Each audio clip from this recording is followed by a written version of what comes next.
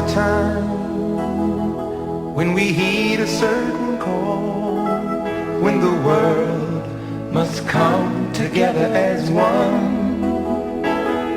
There are people dying. Oh, when it's time to lend a hand to life, the greatest gift of all. We can't go on pretending day by day that someone somewhere will soon make a change. We all a part of God's great big family. And the truth, you know, love is all we need. We are the world, we are the children, we are the ones who make a brighter day. So let's start giving. There's a choice we're making. We're saving our own lives. It's true, we make a better day, just you and me.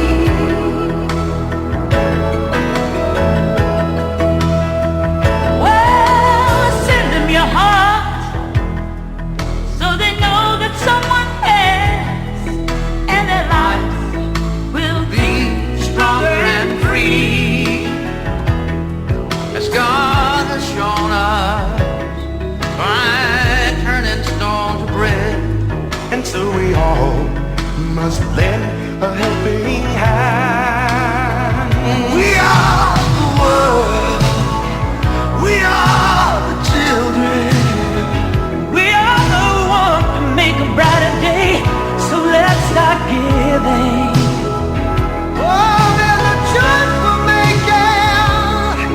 We're saving our lives. It's true, we make a better day, just you and me. When you're down and out, and there seems no hope at all. But if you just believe, there's nowhere we can fall. Well, learn and realize, oh, that it's just. What is it? Annie. You boy, what's it? What's it? What's it? Why?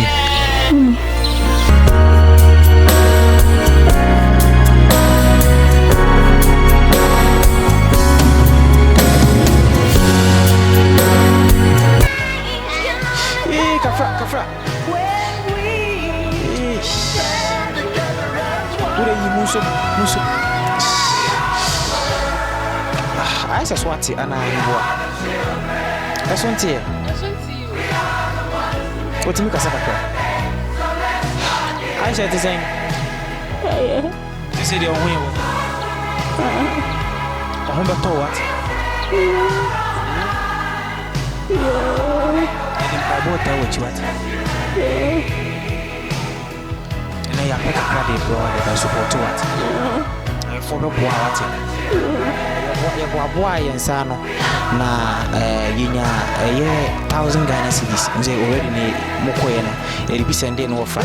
Yes, basis here need the idea by the 10 million and every obusiafo nti Aisha wa ha na so na mede Aisha je metimaje nti Aisha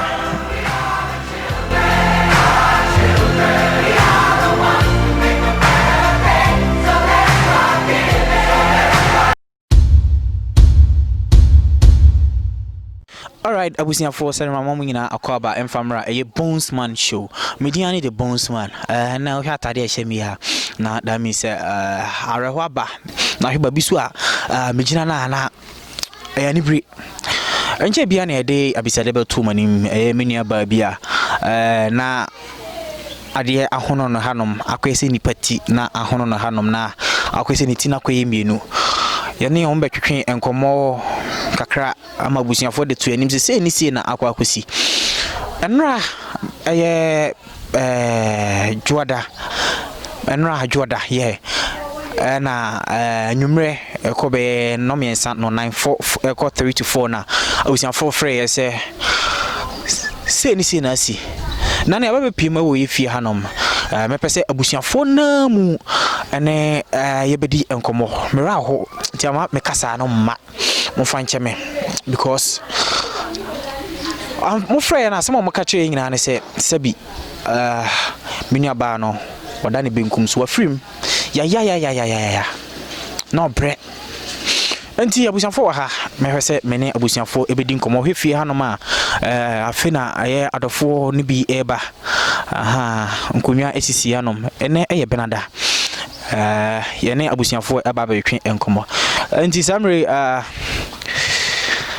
amene eye abusiafo na entwe enkomo ifira na te sen nyankopa adomoko na muso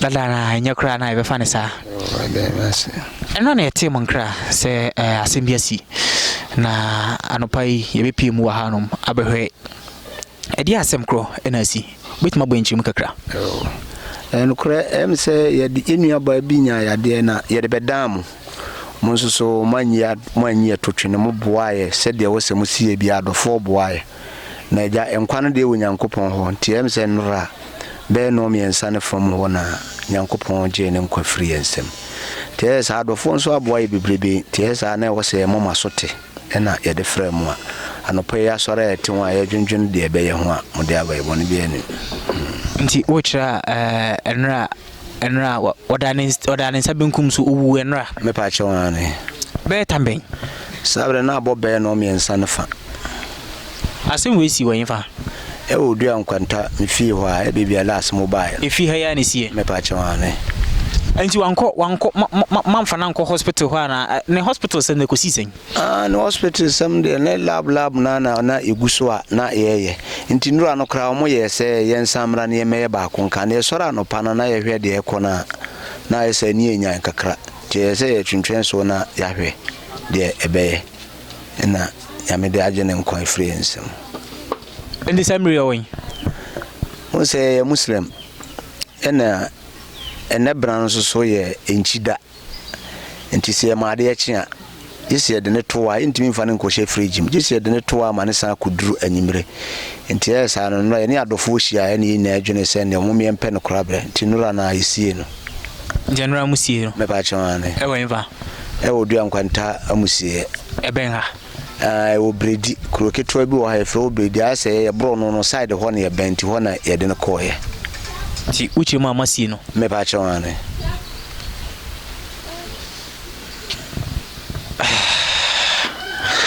abusiafo eguso atwetwe enkomo ene abusiafo na Aisha abusiafo na atwe enkomo no wafo ama me no wafa no so na oba tezai pacho me hwe kasa we be ma kasa me ma why o tezai pacho me hwe asemi editi sanity pacho ai edene bae da se yare ne bona edene enanti ha naja yeso yete munka ekoji sa se so bini ho ya hwawe naja yede betu manim ba moso mode to Facebook ne hu eyi na dofo boboboy da krata samwa ne da sugum na no kura ane sa kwaje bako anan ra no mo yensen kanne yensan nyeden yensan dan beji bako no se de baya omuho operation ye no ebetimi abaso and one say e kudda nyumre be by 3 take to mu kono na che say aginsem anyi jaja yeso entimi ntena sa mu na aja mususo ye mu a mo boboe na jandra ye fremu na mu di bay ti mu bay di yem say di yasino no pese do funu so a mo boboe kakra no pese mu hu say sini na iron na si nti je say mu baya di o hanu no ti ayada adofo nso ase ma mobuaye aja yemfa se maboa bi na aja yese nyame de ade ma ono waje a wonu sutimi ti wedi beda adofo ase na se di abani se ye ware home ti aja ti pese ma pese mu se ni sei ɛna yɛden ɛna akɔ akɔsie nti mekasa ya ano sia no nti yɛde ma se bebree mama kafra amene awu a ne ba firi mu eni komo hey awu the same awu kasa kasa mama wate kafra wate awu kafra wate mansu Debbie mame nyame nenim ne ye wate na obre wakono kra no fa na se ye wohwe bra no namu nyina na musa kra na bre nyono nkwa na ye oba wo foforo ho nyambe hye wona mu wate so ho ye ni ado ye kafra wate yo ando fo mo bo a we nyina ase men kan show say shedding wate ate ni chio mo mo nyina che wuso nyame nenim ne ye wate jaisun mani aroho why yo sanyo no nkwa na ye oba David wo foforo ho eni ntia nyankopon ma baba akoro so ti so ni ho a foforo yo wo nkrase the say we ni film aka 7 now 8 na ba ko film na aka 7 ti no nyame ahira wo na ne oni bi nso so e ti utina sia no hu kwate ti nyankopon ahira no ma nkora nso sebi on papa de ne hu do mo ma ne papa ni ha muni mo bia ne papa wo wana wo brehwe mo bet nyankopon nim kwan a wase omma oni obedi a omma de panche ho so atazie so omma de panche ho woda so tim komune de no so hu se nyankopon abeden enim no de be ma why ere bisade so betu ya dofo anim to bi ombo so betima boa kakra na omo boa den so ye de aba ina baba boa why nti mansu why jaisu ani aroho esema kwa kusie no akusie no mo akusie no ode wankobi nyehwe why nti wo hwa na wo se onye no kwa na yoba foforo fa se wanwo no kra why bia no da wakoma so bia nsisi ya na obre so hu se na obre ti wa furu musi no kra no yemfa ne se ye why ye abuzianfo arosem enso yesi sukra na ijahem medaso ewo ye Aisha na busianfie enre ya nrajo na abusianfo efre de to yanim se na aba se na si enti anopa ye adwen se ke beba hantem na ke behwe ne ekoso ntuhwe afi na abusianfo ni bi eba afi na abusianfo ni bi beba enti mayenhwe si betimi ne ofana so awie enkomo ya na afedie yaje o final west ti hwa ya abusianfo ni bi na ewo ho no mi binom free achichi ne bencheye na aba be pim ewo ahanom no enti fie no a ye interview no so animu ha ya na mekai ye be presentis ka yetina ba bia bi muti yetina ya ye donation no fie animu ha ya na ye interview so nanso fofi antuata mini abai adanensa benkum so enre ye enti abusianfo me ka na se nyankopon ehira mu nyina obi bia wo yi bi support ye bia na nyankopon ehira wo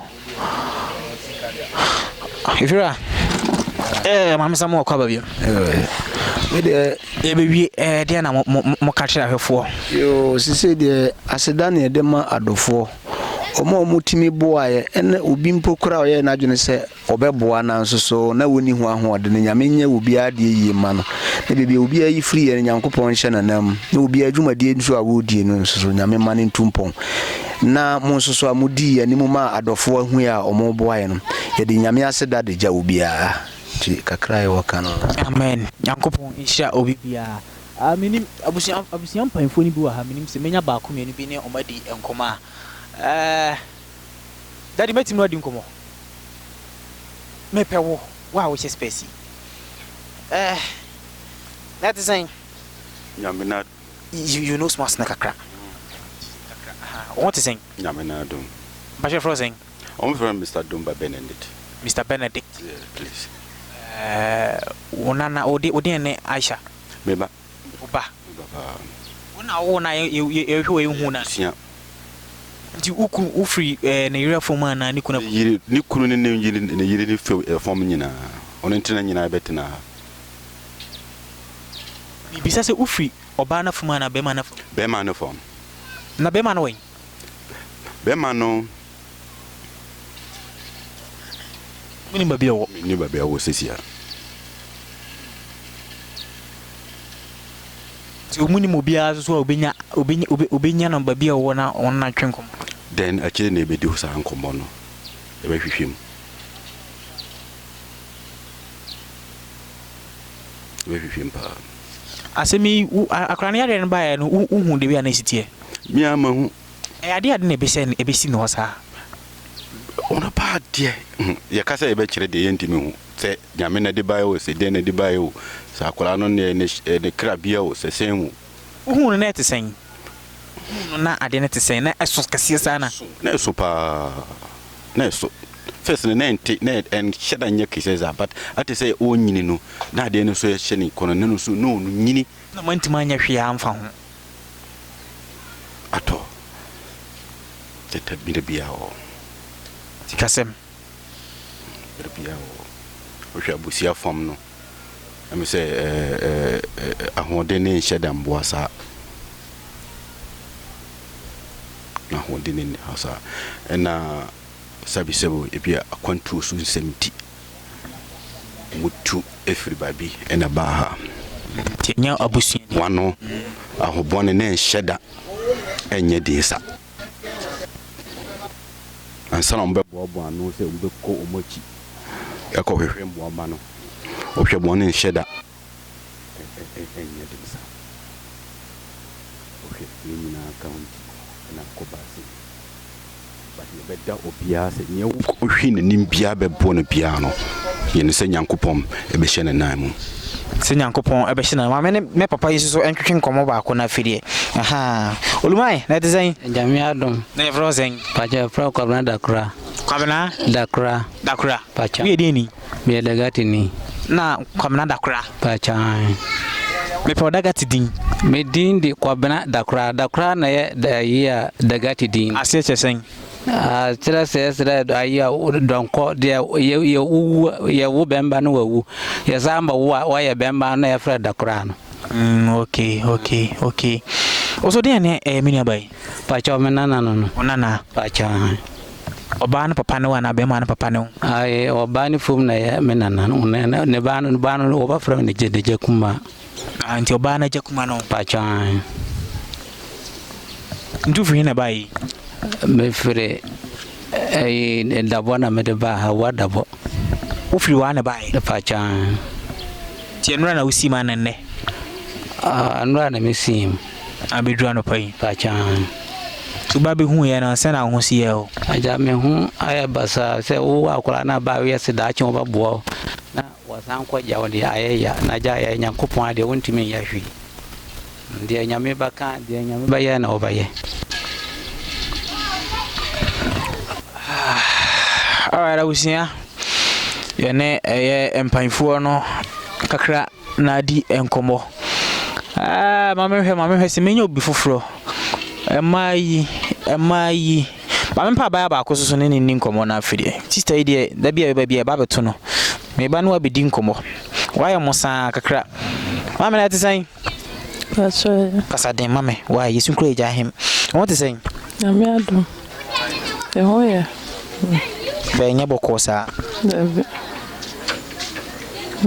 is Aisha film It's a film.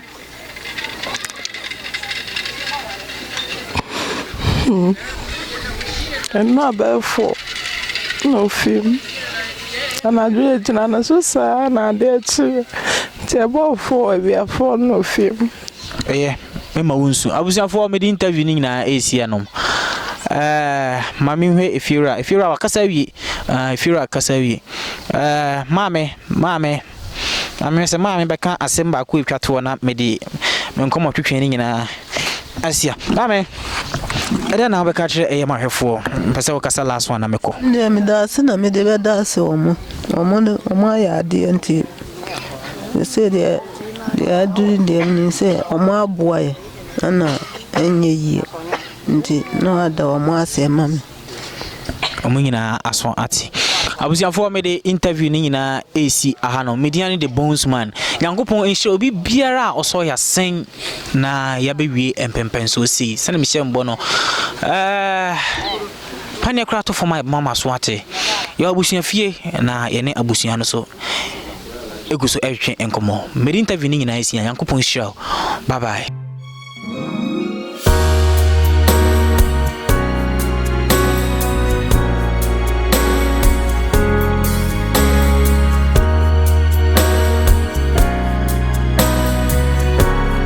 Right, abusia for Samuel baby amigina medaso odua ya nkwanta na ansa na mefifi ho no na me pese me ba be baby ase be yesie miniaba Aisha'S no yesi aha na yesie no enra anadwo be no nsia 6 na mo be bo amena na mo sie miniaba yi ti me pese yesi adanse nti na yekunso nkronso ye hwehwe me ne no wafa no na bushafo ni nyina na aba bepim wa ha no ye heba bia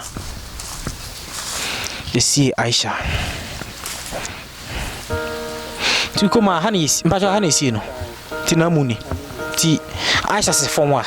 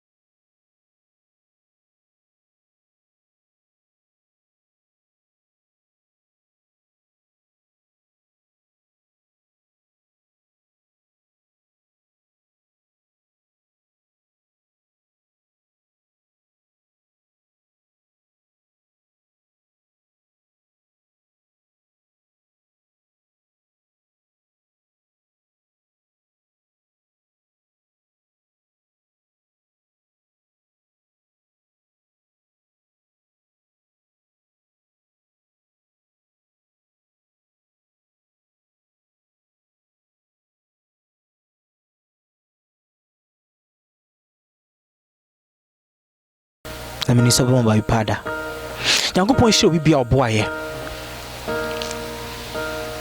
oh Jesus Christ mu amen.